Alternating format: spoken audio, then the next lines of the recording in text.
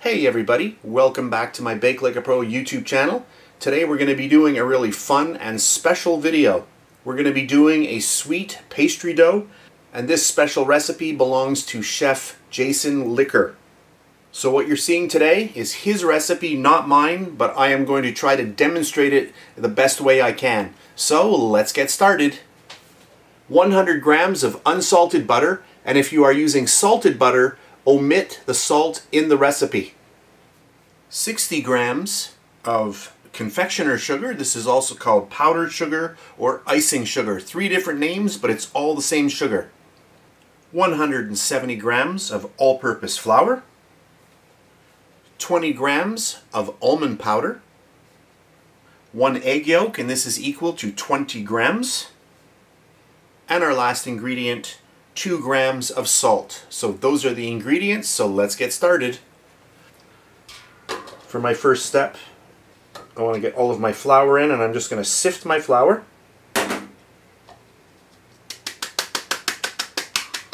Okay, that's good. Then I'll get all of my butter in, and my butter is soft. That's good. And then I'm just going to start pushing all this together. And you can use your hands if you wish, or if you've got a little pastry cutter, you can get in there with that. That works well. Just like this.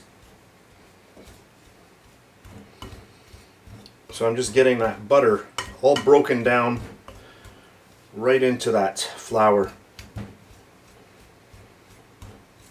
And I'm not using cold butter, so you can actually use an electric mixer if you wish to break it down.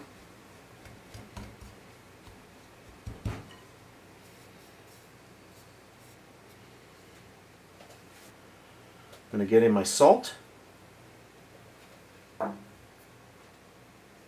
my almond, so that is an almond powder.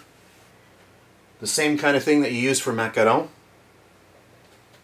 And then I'll sift in my confectioner sugar.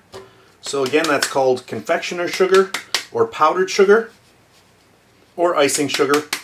All the same sugar, but it's 3 different names. Okay, that's good. I'm just going to mix all this together. So this is a really super easy recipe.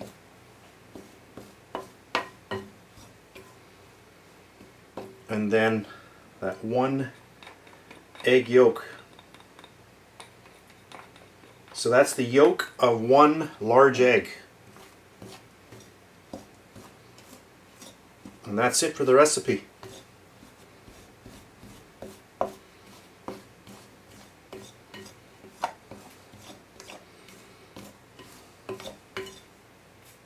And then of course, if you want to do the best job, you're just going to get in there with your hands. You just want to bring it all together. So just come in like a rake and just bring it up over itself to get everything equally combined.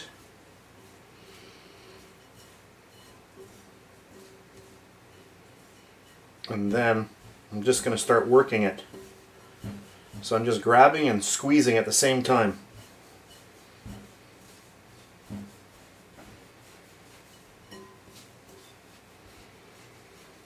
And they call that sablage. This is called a sablé, a sweet tart dough. And what I'm doing here is I'm caressing all of the flour and the sugars, everything together. And that's called sablage. So you just want to keep turning it on itself. Just get all of that incorporated.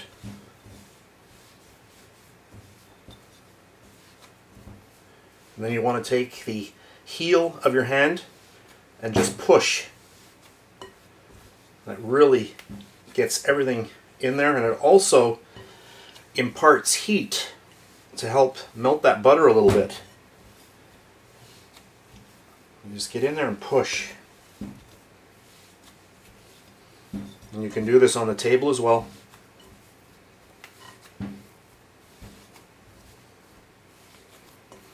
You can see everything's coming together nicely.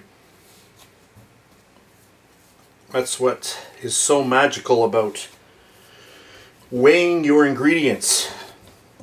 If you want to do a recipe over and over again with the exact same results, always weigh your ingredients. It really is worth it to invest a little bit of money into a scale, $20 or $30.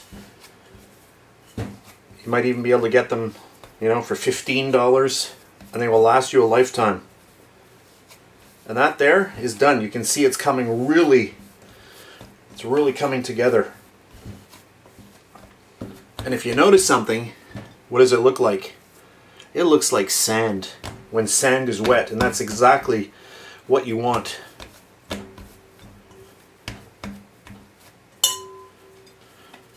I'm just going to get this together.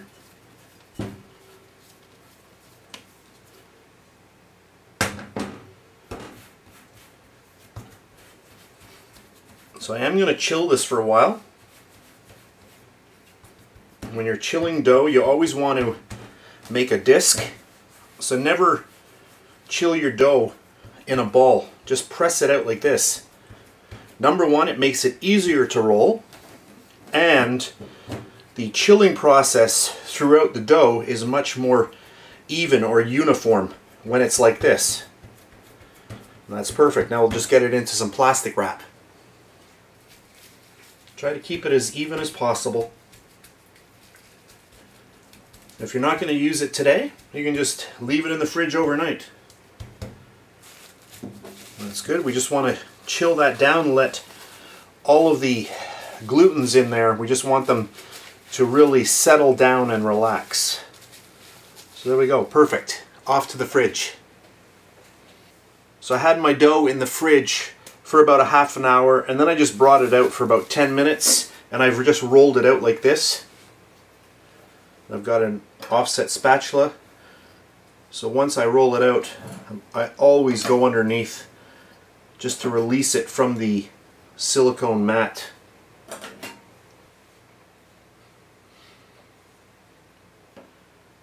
just going to make a little cutout for the bottom.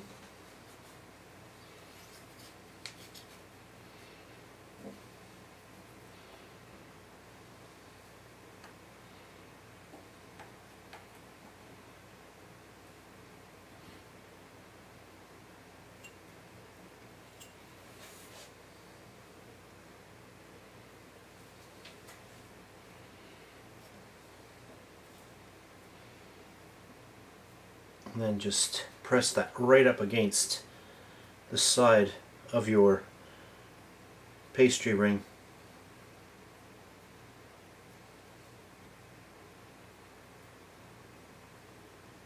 Feels good. And then take your knife, and then you're going to work towards the outside all the way around.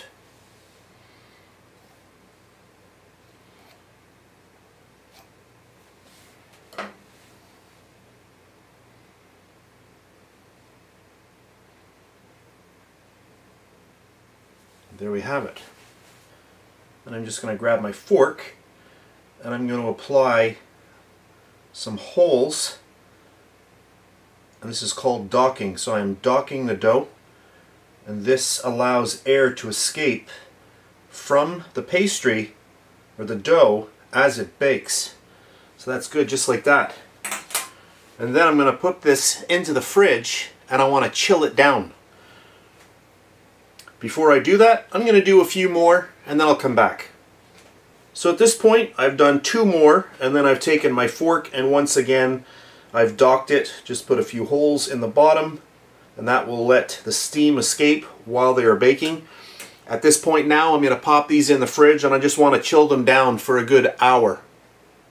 After I chill them down, I'm going to pop them into a 325-degree Fahrenheit oven, and I'm going to bake them off.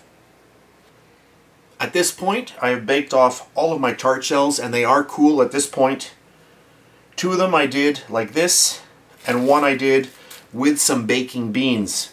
So just before I put it into the oven, I took a little piece of plastic wrap, lined the tart, filled it with beans, and then I just pushed it down. And I just did that as an experiment just to show a little bit of a contrast between two that were baked like this and one that was blind baked. And then I'll just remove these. Now I am using French pastry rings or tart rings, but you can use any type of ring that you have at home. That will work just as well. Let me get these off.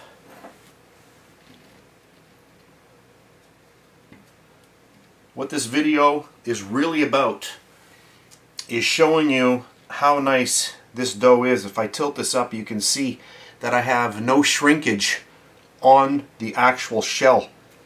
If I hold this up, it's absolutely perfect. If I place it in here, and I lift it up, make sure that it's actually straight, and I tilt it, you can see, where are we here?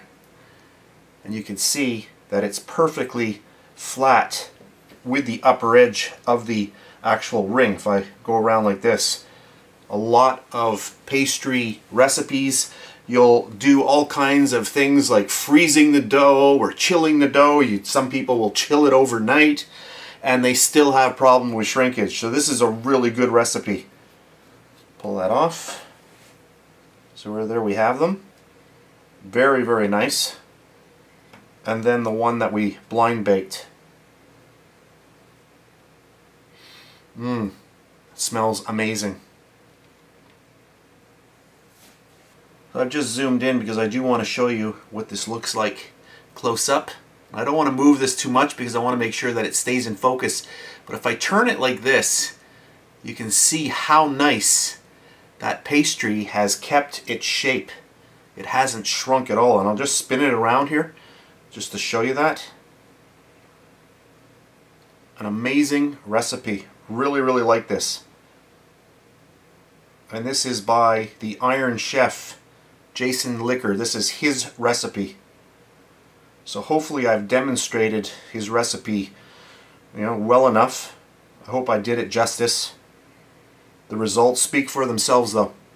Amazing.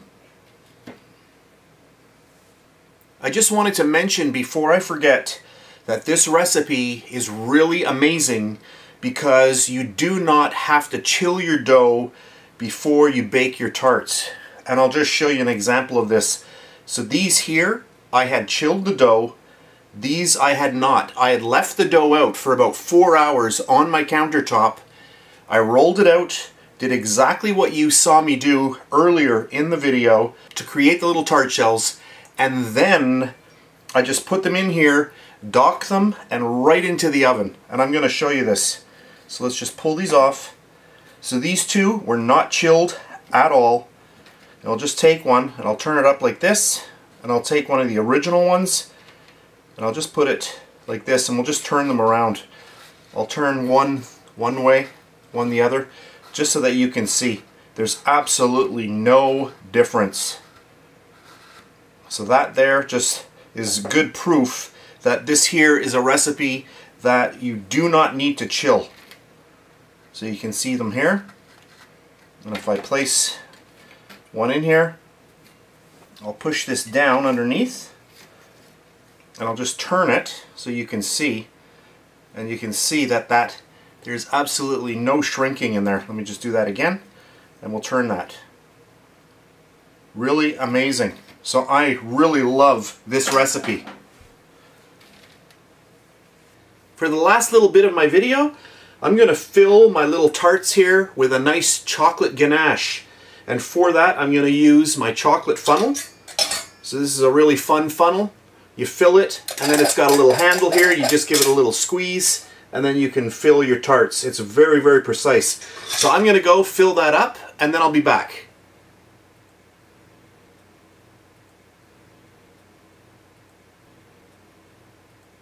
So I've got my chocolate ganache here. And this is slightly warm, just so that it's fluid. If it is too cold, it will not come out of the funnel. Obviously, if you don't have a funnel, you can just use a piping bag or spoon it in.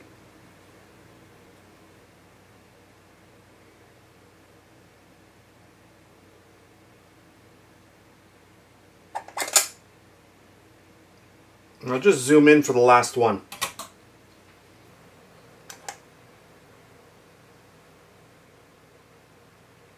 You know these are going to be good.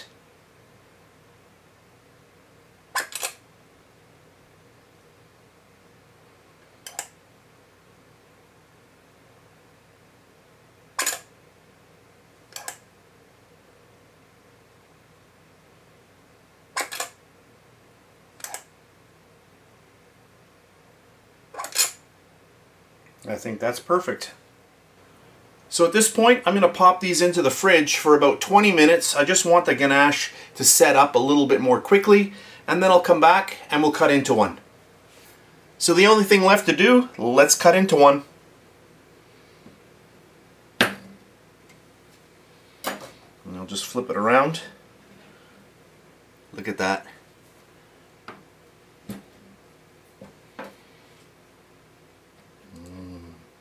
Look at that. And that tart shell goes amazingly well with our chocolate ganache. I just wanted to mention that right now my chocolate ganache is a little bit on the cold side because they were in the fridge. If you want to have your chocolate ganache a little bit more on the soft side, just leave them out for a few hours before you cut into them. So here we are again at the end of another quick video. I hope you enjoyed it. This video was all about making this really nice sweet pastry dough. This recipe is a special recipe by Iron Chef Jason Licker. You can check out his brand new book on Amazon. I'll put a link to it in the description box underneath this video. So that's it for this really fast video. I hope you enjoyed it. If you did, please give me a thumbs up, subscribe if you wish, and if you're on Facebook, you can check me out at facebook.com/BakeLikeAPro. And if you're on Instagram, you can check me out there as well, at BakeLikeAPro.